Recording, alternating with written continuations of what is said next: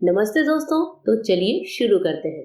तो दोस्तों हमारी आज की जो सबसे पहली टिप है वो ड्राई फ्रूट्स को लेकर है। कई बार ऐसा होता है कि हमें ड्राई फ्रूट्स रखा होता है लेकिन ड्राई फ्रूट्स में चींटियां लग जाती हैं। अब जब चींटियां लग जाती हैं तो उनको हम धूप में रखते हैं या फिर कोई सा भी उपाय करते हैं। कई बार तो हमें इन्हें फेंकना भी पड़ता है। लेकिन अगर आपके ड्राई फ्रूट में चींटियां लग गई हैं तो एक बार ये उपाय जरूर करके देखिएगा कि आप जो ड्राई फ्रूट्स हैं उनमें थोड़ी सी चाय की पत्ती मिक्स कर दीजिएगा। चाय पत्ती की जो स्मेल होती है वो काफी ज्यादा तेज होती है और चींटियों को बिल्कुल पसंद नहीं होती है। तो जो ड्राई फ्रूट्स हैं उनको आप किसी थाली या प्लेट में निकालिए और उसके बाद से इनमें डाल दीजिए चाय की पत्ती। चाय की पत्ती डालने के बाद आप इसको किसी खुली जगह पर रख दीजिए। आप देखेंगे दोस्तों कि थोड़ी ही देर में सारी चींटियां गायब हो गई हैं। अगर आपको लगता है कि आपने ड्राई फ्रूट खुला रखा है, चींटियां पड़ सकती हैं, तो भी आप ड्राई फ्रूट में थोड़ी सी चाय पत्ती डालकर इसको छोड़ सकते हैं। इससे भी चींटियां नहीं लगती हैं। तो इस तरीके से हम अपने ड्राई फ्रूट्स को काफी लंबे टाइम तक सेव करके रख सकते हैं। तो जब भी ड्राई फ्रूट्स में किसी मीठी चीज में चींटियां पड़ जाए तो आप उनमें थोड़ी सी चाय पत्ती जरूर डालकर देखिएगा। आइए देखते हैं आज की नेक्स्ट टिप। नेक्स्ट टिप है मोमबत्ती को लेकर। गर्मी के दिन में पावर कटिंग बहुत ज्यादा होती है। ऐसे टाइम पर कभी कभी इन्वर्टर भी खत्म हो जाते हैं, बैटरी भी डिस्चार्ज हो जाती है, तो हमें लेना पड़ता है कैंडल का सहारा। लेकिन ये जो कैंडल होते हैं इनको जलाने के बाद आपने देखा है तुरंत ही क्या होता है, कैंडल भभक कर जलने लगती है और मतलब बहुत ही तेजी से जलती है। कैंडल की जो बर्निंग स्पीड है वो काफी ज्यादा तेज होती है, कैंडल फटाफट से खत्म हो जाती है। तो ऐसे टाइम पर कैंडल को जलाने से पहले आप एक छोटा सा उपाय कर लीजिएगा जिससे कैंडल काफी लंबे टाइम तक जलती है। सबसे पहला काम तो हमें ये करना चाहिए दोस्तों कि कैंडल को रखना चाहिए फ्रिज में। जब जरूरत हो तभी निकालिए। जितनी ठंडी कैंडल होगी, एकदम स्टफ होगी, उतनी ही कैंडल लेट तक जलेगी। दूसरा उपाय आप ये कर सकते हैं कि इसमें आप थोड़ा सा तेल लगा दीजिए, कोई सा भी तेल हो। अगर सरसों का तेल है तो बहुत अच्छी बात है।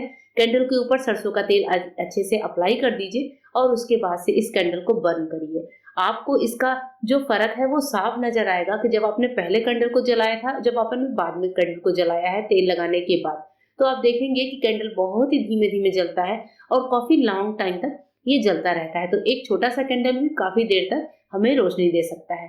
होप करती हूँ कि ये टिप भी आपको पसंद आई होगी।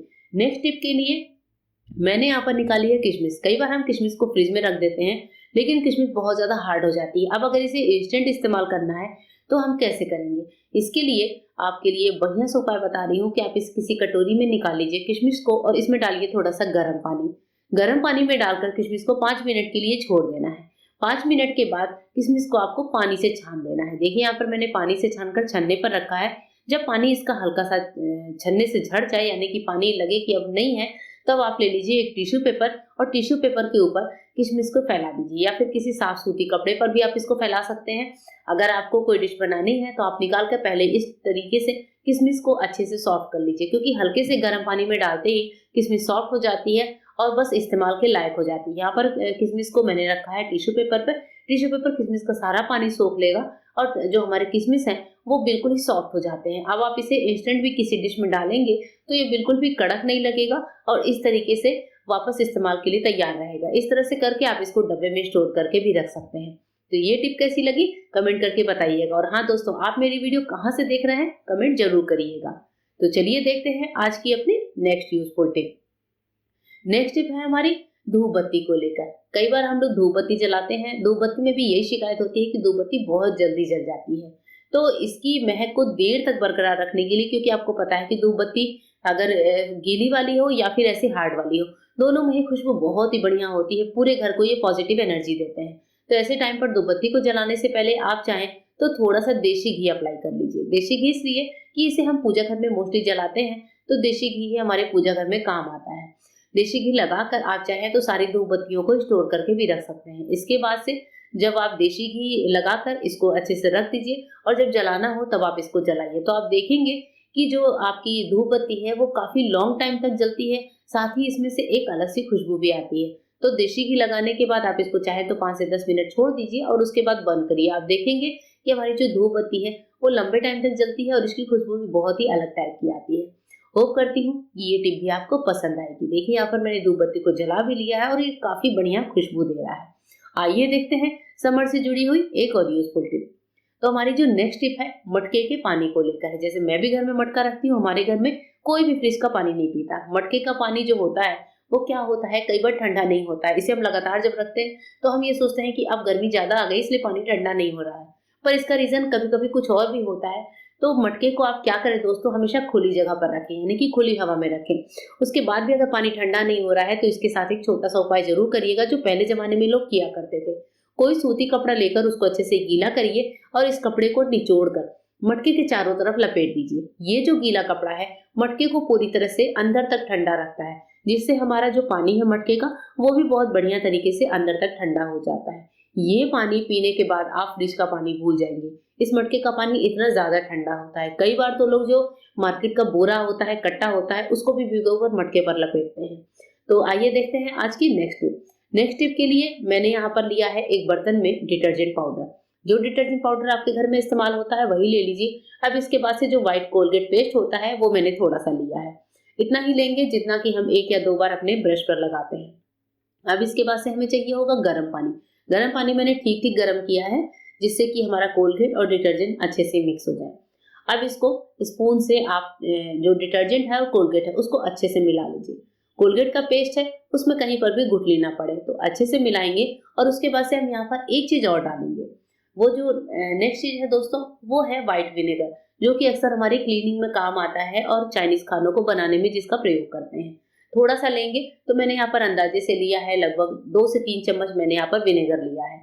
अब इसके बाद से ये जो सोल्यूशन है इसका इस्तेमाल हम करेंगे व्हाइट कपड़ों को धुलने के लिए। दोस्तों ये जो टिप है ये मैंने यूट्यूब पर कहीं देखी है और मुझे ये टिप काफी ज्यादा पसंद आई, तो मैंने सोचा कि क्यों ना अपने घर में भी बच्चों के सॉक्स को वॉश करने के लिए मैं इस टिप का इस्तेमाल करती हूँ। उस वीडियो में दिखाया गया था कि व्हाइट कपड़े एकदम व्हाइट हो जाते हैं या फिर बच्चों के सॉक्स वगैरह वो काफी बढ़िया तरीके से धुल जाते हैं। तो उन्होंने वीडियो में तो व्हाइट एकदम क्लियर सॉक्स धुलकर दिखाई थी, लेकिन मैंने एकदम पहले से जो गंदी सॉक्स थी उसका इस्तेमाल किया है।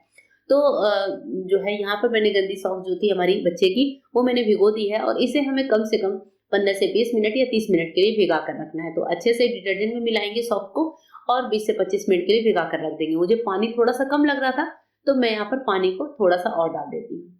अब हम इस बर्तन को साइड रख देते हैं 20 से 25 मिनट के लिए। अब हमारी सॉक्स जो अच्छे से डूब गई है और मुझे पूरा विश्वास है कि ये हैक काम करेगा ही करेगा। स्पेशली बच्चों के जो व्हाइट सॉक्स होते हैं उनसे हम बहुत परेशान होते हैं। चलिए 30 मिनट के बाद मैं अपने सॉक्स को रगड़ लेती हूँ। यहाँ पर सॉक्स पर काफी ज्यादा गंदगी थी, मतलब शूज के ऐसे निशान बन जाते हैं जो जल्दी साफ नहीं होते हैं। आप देख रहे हैं मैं इसको कितनी बढ़िया तरीके से रगड़ रही हूँ और सॉक्स की जो गंदगी होती है वो हाथों से रगड़े बिना जाती नहीं है। तो इसलिए मैंने सोचा कि इस हैक को एक बार यूज करते हैं। ये जो हैक है दोस्तों ये इसने काम तो किया पर इतना नहीं काम किया जितना हम चाहते हैं, यानी कि सॉक्स को इसने व्हाइट तो नहीं बनाया। देखिए यहाँ पर हाथों से अच्छे से रगड़ रही हूँ मैं। दोनों सॉक्स को मैंने 1 बाय 1 रगड़ा है और इसको मैंने जब पानी से वॉश किया तब मैंने देखा कि ये जो सोल्यूशन है ये स्ट्रांग तो है पर इतना स्ट्रांग नहीं है कि सॉक्स को पूरी तरह से क्लीन कर सके।